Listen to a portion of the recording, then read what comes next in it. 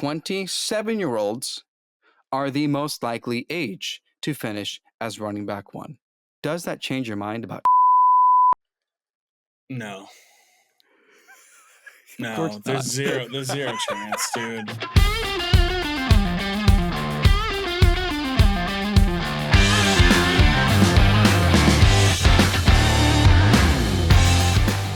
What it do, Fourth and Trollers? What it do indeed. Welcome back to Fourth and Troll Fantasy, the most entertaining fantasy football podcast on the planet. I'm Noah Selby. And I do be Wes. We do be doing it, you know? What it do indeed. Listen, welcome back. We got a fun episode for you today. Wes, I'm a little thrown off right now because you're kind of taking the lead here today.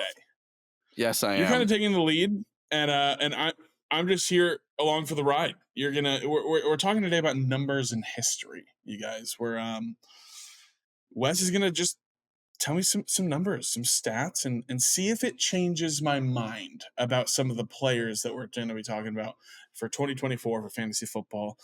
Wes, I really am. This is a strange spot for me because I really am. I'm out of the know right now. I don't know what's going to happen. No idea what's going on. No clue.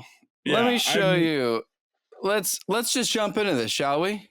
Let's jump into this. I was going to say one thing that I do know is that you're going to want to make sure you're following us on our socials. That's all going to be linked down below. I also know that we're giving away a James Cook signed jersey this season. If you can beat us in fantasy football, you're going to have to do that through our Patreon. We got a Patreon there. We're giving away this James Cook jersey. And we also got a Discord community that you're going to be able to join with that if you want to compete to go ahead and win that. We're going to be posting, for the first time ever, our weekly positional rankings as we go into the season.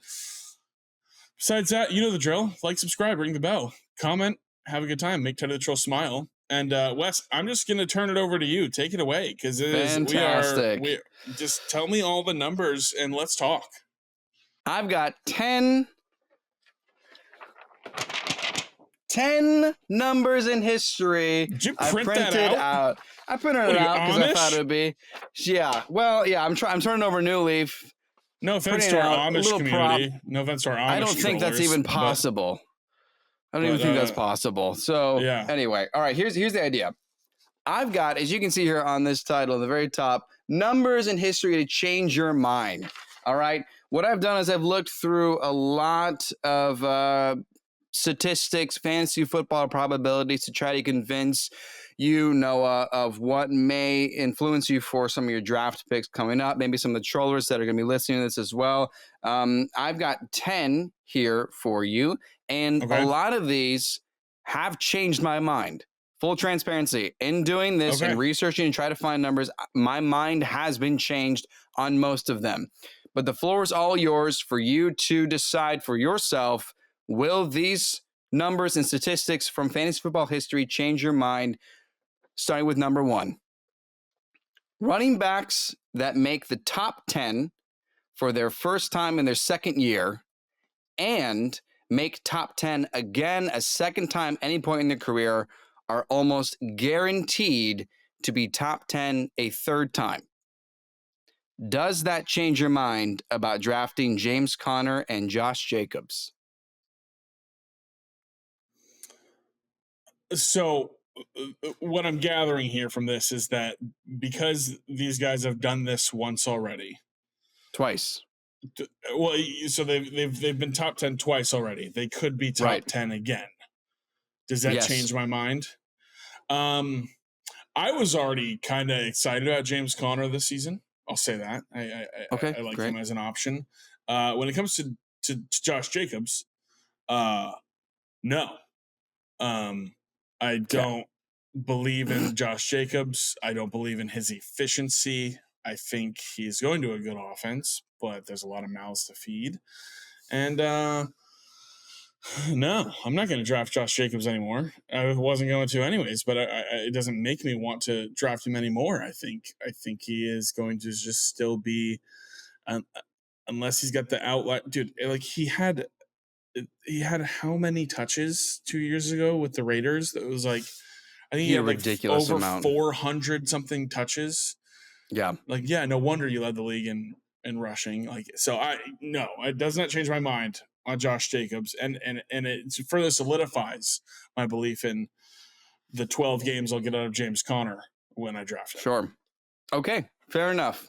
Light one to start with, just an idea of what's going to be in this list here. Okay, similar idea here. Number 2, 7th year wide receivers that made top 15 in the previous season are the second most likely to repeat in the top 15 of any level of experience.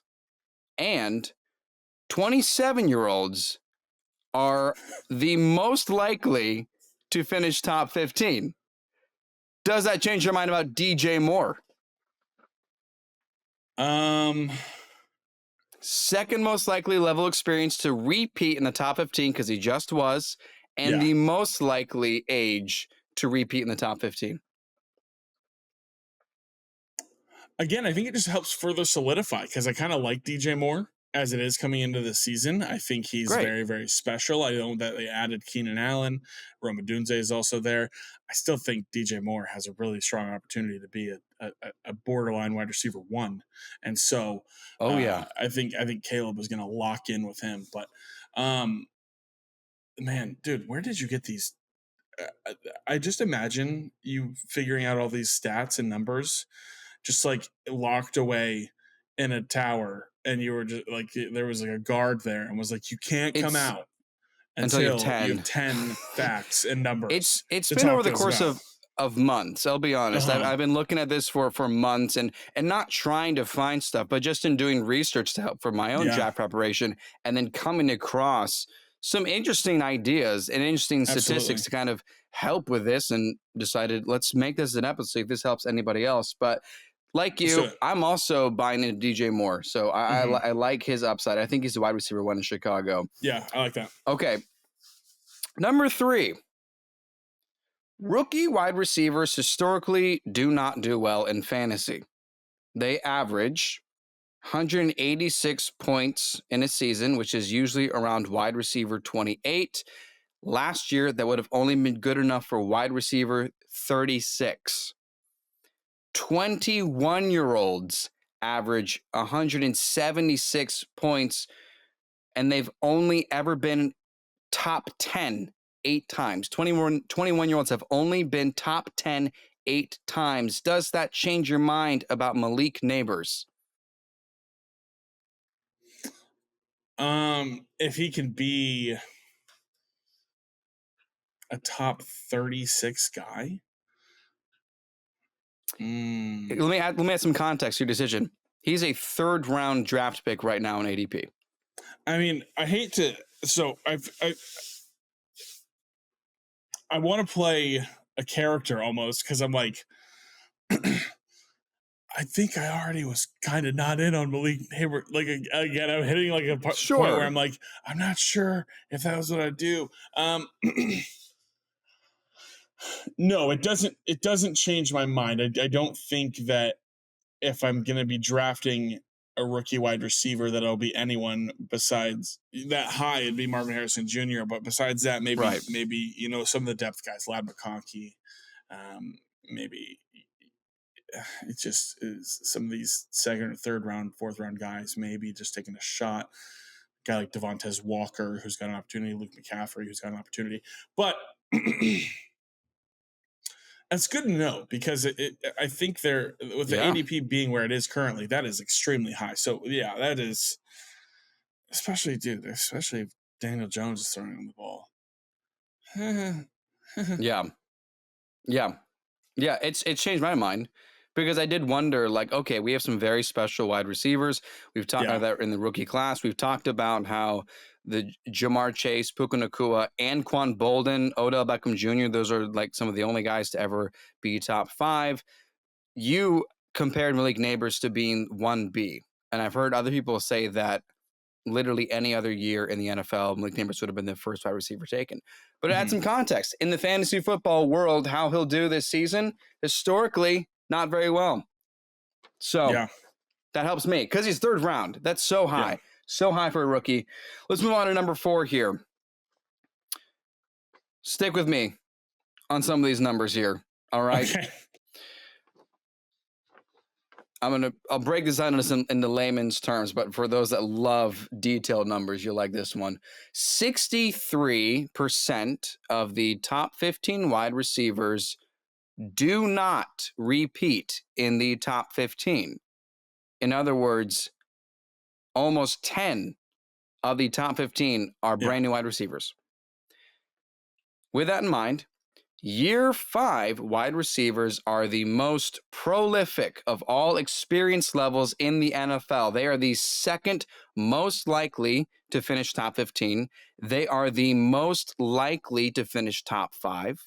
And Year 5 wide receivers are the most likely to finish as wide receiver 1. Does that change your mind about Michael Pittman Jr.?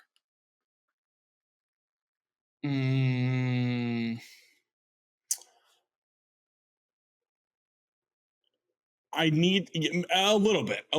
So with Michael Pittman Jr., I'm excited about. I think he's going to be one of those just going to not.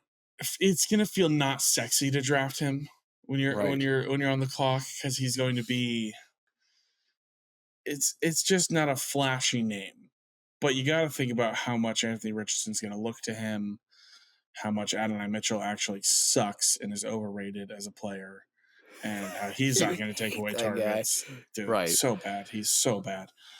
And I think when it comes down to it, Michael Pittman Jr. is going to be undervalued in drafts because it's not a sexy pick, when in reality, he has that capability of being that borderline wide receiver 1. So yes, that is a very good thing to keep in mind when it comes to Michael Pittman Jr. Amazing. Okay, and now here's a little bonus based on that information, just for fun.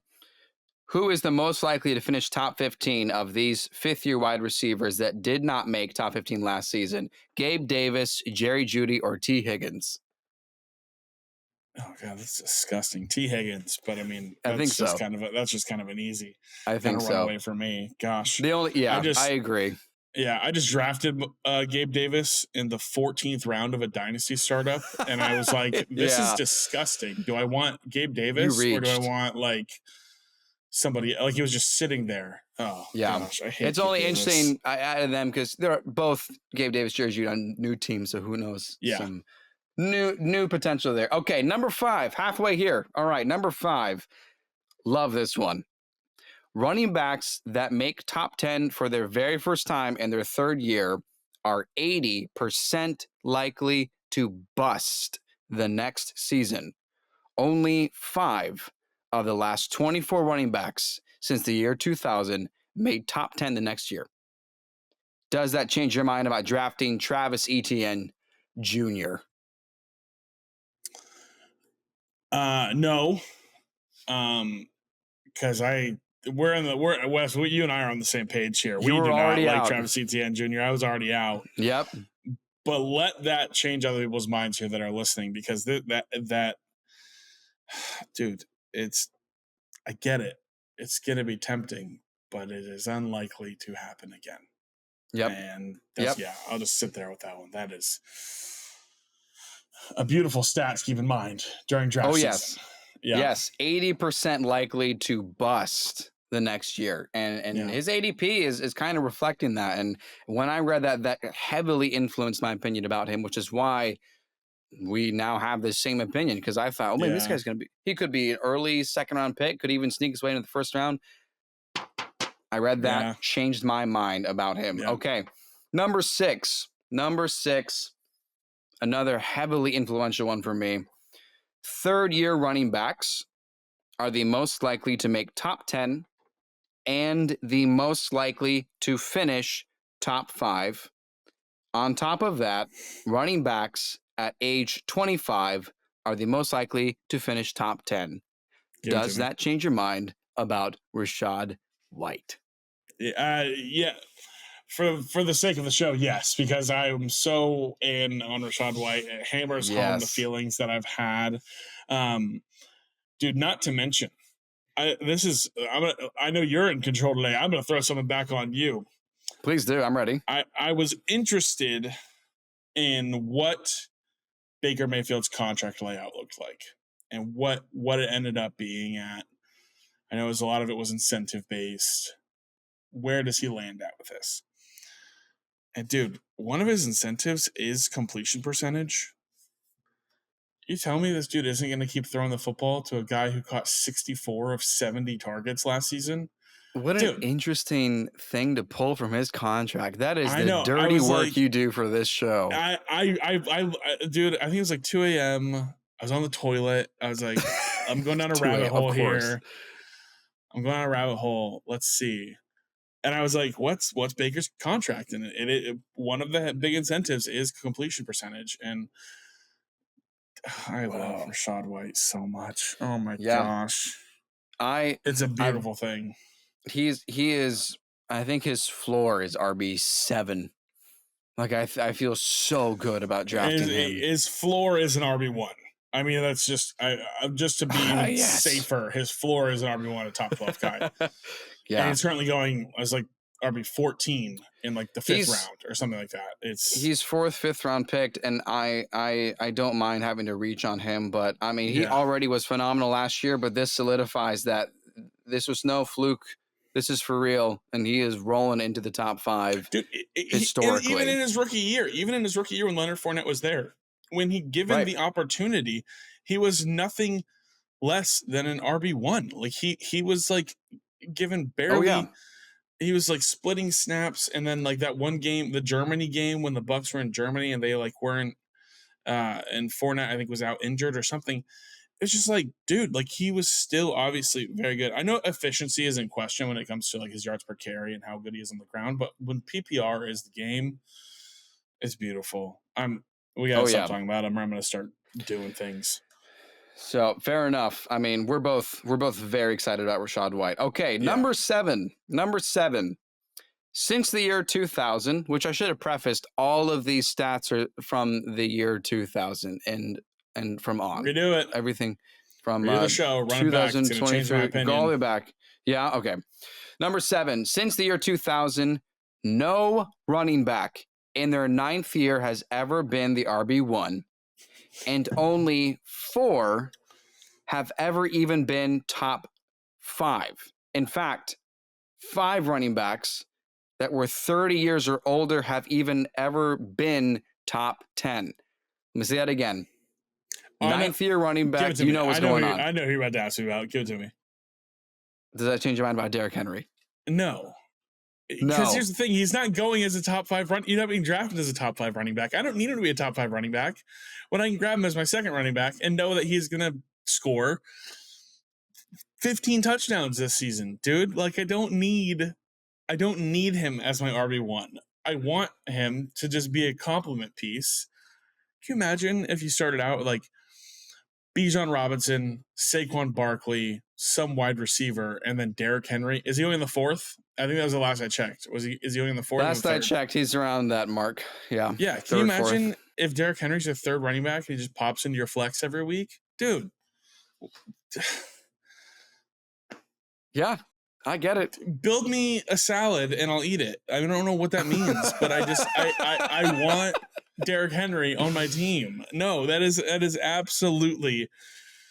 I'm all over Derrick Henry like salad dressing on a salad. That is fantastic. I'm just hungry, I think is what it is, to be honest. And you're just hungry, yeah. That's all right. So despite the age, it has not changed your mind. You are sold on Derrick Henry, brand new Chef's team. Kiss. Chef. Again, I'm so hungry. You're crazy. You want to take a snack break? We'll come back. Number 8 here. Okay. After this commercial. Welcome back. Okay. Number 8. I got a list to read right here. This is juicy. Okay. This is juicy. Number 8. Wide receivers that are traded historically do worse the next season, averaging a 9% decrease. Now, that may not sound like much, but the wide receiver 9 would, on average, finish barely in the top 15 on their new team and would have been wide receiver 16 based on last year's rankings with a 9% decrease, okay?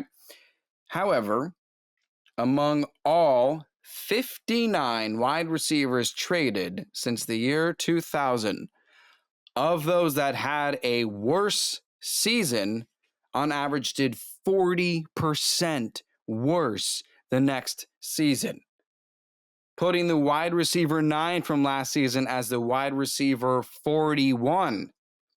Also, age 31 wide receivers average 183 points a season, good enough to be wide receiver 29, and have a 3% chance to finish as top 15. Lastly, wide receivers in their 10th season also average 183 points and have a 3% chance to finish top 15, with a 3% chance to repeat in the top 15. Do you need me to repeat anything before Dude, when did I get in a geometry class? What's going on here? What? Okay. Who are we talking about here? Does that change your mind about Stefon Diggs? Oh. Yeah, it probably just hammers home a little more for me that I don't want to draft him. I think. Okay. I think there's already, in my opinion, we've talked about this a little bit. Not all three. It doesn't feel like all three of these guys, and 4 if you want to add Dalton Schultz to this. It doesn't feel like all of these guys in this offense, these skill players, can do as well as we want them to. And I've made it very clear I'm all in on Tank Dell this season, and you are forward. He is attached to CJ Stroud as both the rookies coming into the next year. So it does change my mind a little bit, just to hammer home even more that, like, dude, if it's the 4th, 5th round, 4th, 5th, 6th, whatever, and Stefon Diggs is still sitting there, I will not be tempted. I just don't want to, especially with the restructure, dude, and like he's only there for a year now. It's just like I'm out. Yeah. I'm out. Yeah. Yeah. Wide receivers traded usually do worse, and if they do worse, it's really bad. And he's up there in age, and there are a lot of mouths to feed. It's changed my mind. Changed my mind, and again, as of where it is in this episode, he's a borderline 2nd round pick, and that is not good. Okay, last two right here. Number 9. This one's gonna. I cannot wait to hear your reaction. Year 6 running backs are the most likely experience level to finish as running back 1. Sorry, do that again. Year 6 running backs are the most likely experience level to finish as the running back 1 in fantasy football. 27-year-olds are the most likely age to finish as running back 1. Okay. Does that change your mind about Tony Pollard?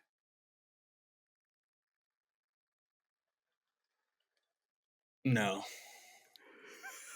No, there's zero chance, dude. Brian Callahan wants to throw the damn ball so much. He's like, they just signed Tyler Boyd, and they're like, Treylon Burks still has a role. Dude, if he keeps Treylon Burks on this team, they don't trade. What a fool. But that just solidifies to me they want to throw the ball. They want to throw the ball a lot. No, I actually think I'm higher on Tajay Spears than I am on Tony Pollard this season.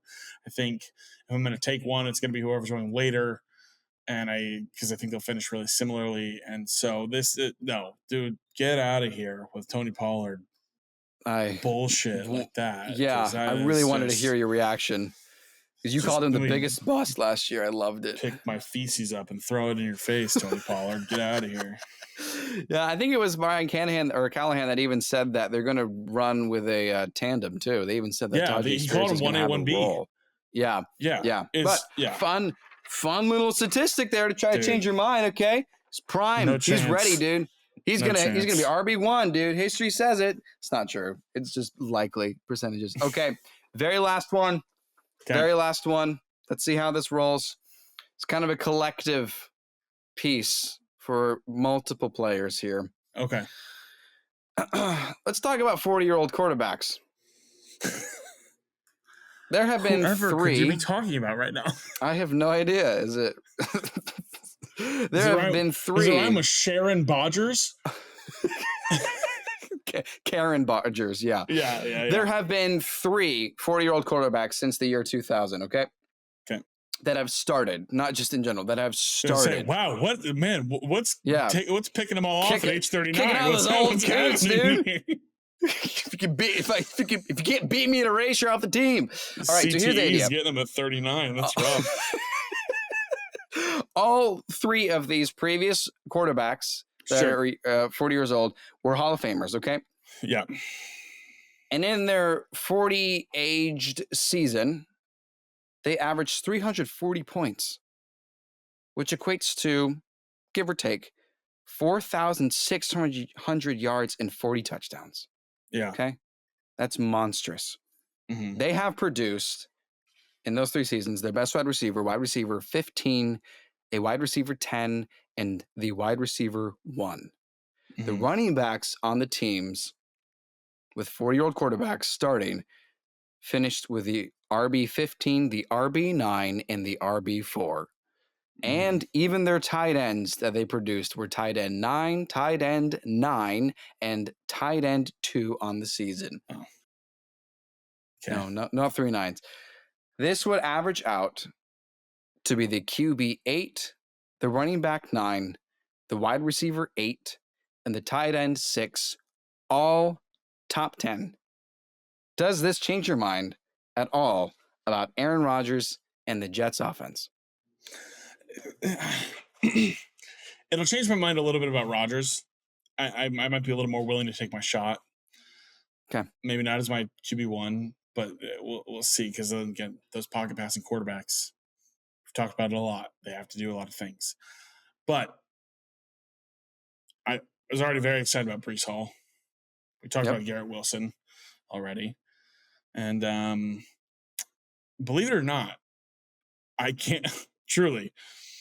I went and picked up Tyler Conklin in some dynasty leagues because I was like, dude, everyone was like, oh, Brock Bowers locked in. And then it wasn't. And it was like, okay, I know we were excited about Brock Bowers because it was Brock Bowers. But at the same time, we were like, can you imagine if Aaron Rodgers had a tight end like Brock Bowers? And Conklin's like not terrible. So we've seen Robert Tonyan be good. Mercedes Lewis has been good with Rodgers. Jimmy Graham's been good with Rodgers. I think Conklin is a decent play.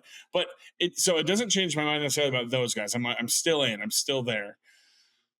Rodgers, I might be willing to take more of a shot and see. But dude, I just don't know. I had Garrett Wilson last year, and I was so devastated on Monday Night Football when everything was done. And, I don't know, man. It's a scary world out there. And Aaron Rodgers is in Week 1 Monday Night Football again. Going this season, I'm like, no, this is not. That's terrible. The American can you imagine? Again. Can you imagine though? It'd be just so crazy. But the Jets offense has some good pieces for fantasy, and I think we're gonna have to. It'll be exciting to see what happens. I'm most in on Breece Hall, especially after that. So. And something you mentioned too about CJ Stroud, and something we've talked about with pocket passers, if they don't have any rushing upside, they need to throw very, very well. Yeah. And think about how Tua, with Tyreek Hill and Jalen Waddle and Devon Achane and Raheem Mostert, was barely top 10. Yeah. Because he had no rushing upside. Yeah. That kind of number there. 4,600 yards and 40 touchdowns. That's also with 10 interceptions, by the way. Yeah. Would be enough to be the average of what 40-year-old quarterbacks do. Something to think about. There are some 10 numbers and statistics to try to change your mind for your fantasy football draft. There are indeed some 10 numbers and statistics, 10 of them to be precise. Numbers for you. Listen, good stuff. We're talking all the time. Just wanting to get you more and more info going into draft season. I know we're a little far out, but we're glad that you're here. Glad you're hanging out with us. Let us know if any of these numbers changed your mind in the comments. Let us know. We're always wanting to check in and engage with you guys there as well as on our Patreon. You can get in our Discord, send in any questions or anything you have in there as well. We're always happy to get to you that way. Listen, we're close. We're closing in. We're getting closer and closer to draft season. It's going to be fun. It's going to be exciting. and we're excited. Just a couple months away before you know it, we'll be back in and ready full force into fantasy football season. Follow us on all our social media. We're always dropping stuff there, and we will make sure we talk to you next. We talk to you next time. We'll catch you next time. We'll have a conversation next episode that you listen to. We'll make sure it'll be a live one. Listen, my name is Noah Selby. And I'm Wes Selby. And this has been 4th and Troll Fantasy. 4th and Troll Fantasy is a production of FQ Media Group and Selby Artistic Workshop.